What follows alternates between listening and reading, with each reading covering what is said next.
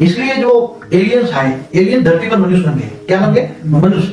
अब मनुष्य को वापस अपने अंतरिक्ष में जाना है, आपने जहां से आए वापस जाना है, अपने प्लानिट पे जाना है, या सोलर सिस्टम में जाना है, गैलेक्सी में जाना है। तो वापस जाने के लिए मनुष्य के पास आत्मा, मनुष्य की आत्मा के पास शक्ति नहीं थी, इसलिए उन्होंने बड़े बड़े पिरामिड बनाए, और पिरामिड के अंदर वो अपनी डेड बॉडी मम्मी को रख देते थे। तो अपनी डेड बॉडी को रखने से वो आत्मा के अंदर अरबों खरबों गुनी शक्ति आती थी, और वो एनर्जी के कारण वो आत्मा वापस स्टार में, अपने स्टार में चली जाती थी, इसलिए पिरामिड बनाए थे।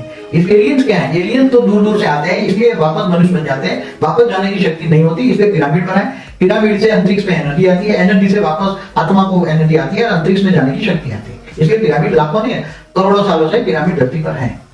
पिरामिड जो लाखों सालों से नहीं, जब से धरती बनी है तब से पिरामिड बने थे, मगर अभी कुछ बचे हैं, बहुत ही सारी दुनिया में पिरामिड है। पहले तो पिरामिड का मतलब क्या है?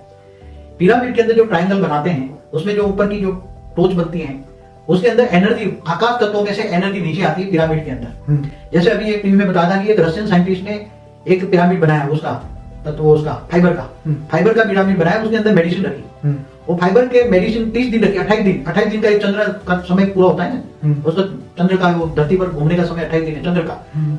चंद्र को मन की गति का बोलते हैं। तो 28 दिन पिरामिड में वो दवाइयां रखने से वो दवाइयां की एनर्जी 1000 टाइम्स मोर बढ़ गई। कितनी? 1000 गुना बढ़ गई वो एनर्जी। कितने? 28 दिन रखने से।